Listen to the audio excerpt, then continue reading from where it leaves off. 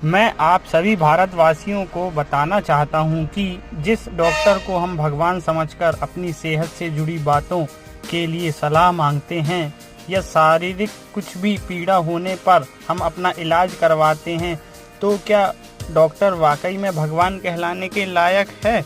मैं आपको बताऊंगा कुछ मुख्य तथ्य, जैसे तेल, मिल्क सीड पाउडर, कैल्शियम की कमी, नमक, विटामिन सी की कमी, मैदा, चाय और आरओ। इन सभी के बारे में आपको वह जानकारी देना चाहता हूं जो शायद सारे लोगों को नहीं मालूम। तेल, आप जानते हैं कि हमारे रसोई घर में तेल का उपयोग किया जाता है जो कि मार्केट में अलग अलग नाम से आते हैं तथा यह सभी अलग अलग रिफाइंड में भी आते हैं, जैसे रिफाइंड तेल, डबल रिफाइंड तेल, ट्रिपल रिफाइंड तेल। आपको पता है कि तेल जितना गाढ़ा होता है उतना ही शुद्ध और प्रोटीन युक्त होता है, और तेल बनाते समय ये तेल बनाने वाली कंपनियां उसे पतला कर देती हैं और बाजार में यह बताती हैं कि यह रिफाइंड तेल है, ये डबल रिफाइंड तेल है, यह ट्रिपल रिफाइंड तेल है। अतः मैं आपको बता दूं कि जितना रिफाइंड तेल रहेगा उतना ही पतला रहेगा, अर्थात हमें नुकसान पहुंचाएगा और इसके नुकसान से हमें हृदयघात जैसी संभावना का भी सामना करना पड़ सकता है, और यह बात हमें डॉक्टर नहीं बताते। अब आप कहेंगे कि हमारा तो तेल के बिना नहीं चल पाता, इसलिए हम इसका उपयोग कर रहे हैं। तो मेरा आपसे यह कहना है कि आप तेल का उपयोग करें, लेकिन शुद्ध तेल का उपयोग करें। जी, आप बोलेंगे तेल शुद्ध कहाँ से लें? तो मेरी मानो आपसे, आप सबसे मेरा ये कहना, आप एक काम कीजिए, हो सके तो मार्केट में तेल बनाने वाली मिनी मशीन आती है जो कि 8 से 10 हज़ार तक की मिल जाती है तथा उसे चलाने में भी बहुत आसानी होती है, वो ले लीजिए। और घर पर ही सरसों तेल या मूंगफली, नारियल डालकर घर पर ही शुद्ध तेल बना लीजिए, जो कि आपके लिए बहुत ही फ़ायदेमंद है। और ये ना कर पाएँ तो दूसरा रास्ता यह है कि तेल निकालने वाली मशीनें जो कि शहर के बाहर लगी रहती हैं या गांव में लगी रहती हैं, वहां ले जाएं, वहां सरसों, तिल, मूंगफली, नारियल देकर तेल निकलवा लें तथा अपने आप को स्वस्थ बनाएं।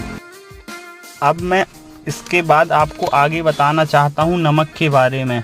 डॉक्टर हमें टेलीविज़न पर प्रचार करके बताते हैं कि आप आयोडीन युक्त नमक खाएं, और प्रचार करते हुए वगैरह वगैरह के सफ़ेद नमक का नाम बताकर टेलीविज़न पर प्रचार करते हैं। सफ़ेद नमक हाई ब्लड प्रेशर की समस्याओं की वजह से हार्ट अटैक जैसी बीमारियों का भी खतरा बढ़ाता है।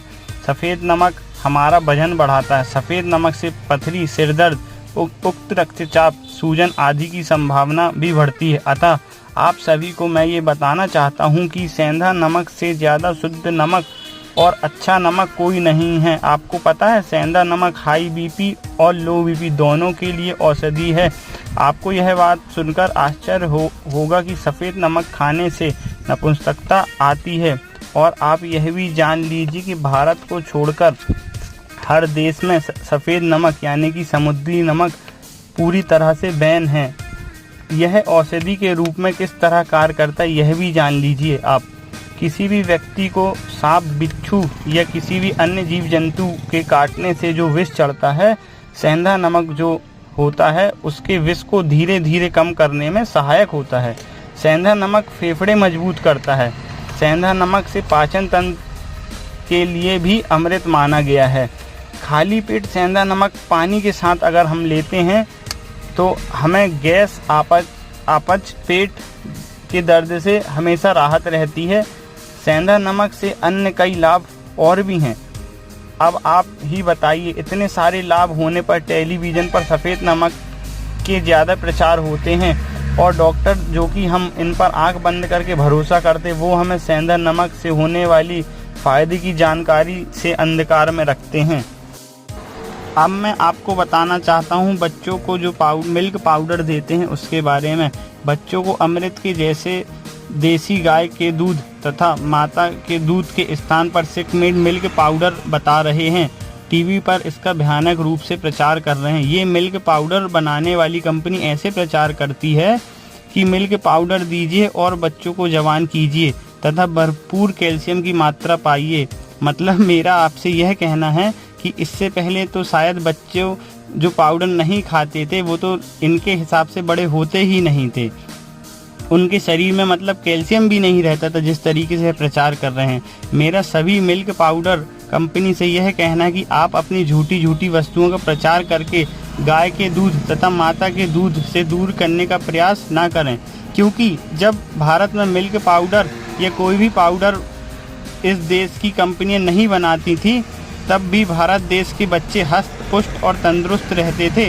पहले बच्चों को इतना हार्ट अटैक नहीं आते थे, पहले इतना बच्चों के दिल में छेद तथा कानों के पर्दे इतने खराब नहीं होते थे जितना कि अब हो रहे हैं।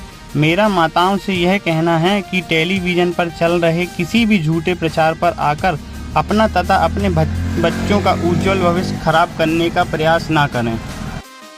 अब मैं आपको बताना चाहूँगा विटामिन डी के बारे में। विटामिन डी 2 प्रकार के होते हैं। पहला विटामिन D1, दूसरा विटामिन D2। जब हमारे शरीर में विटामिन डी की कमी होती है तो डॉक्टरों द्वारा यह बताया जाता है कि आप ये दवाई लें, वो दवाई लें। डॉक्टर हमें फोकट के खर्चे बढ़ाकर हमें महंगी महंगी दवाई लिख देते हैं।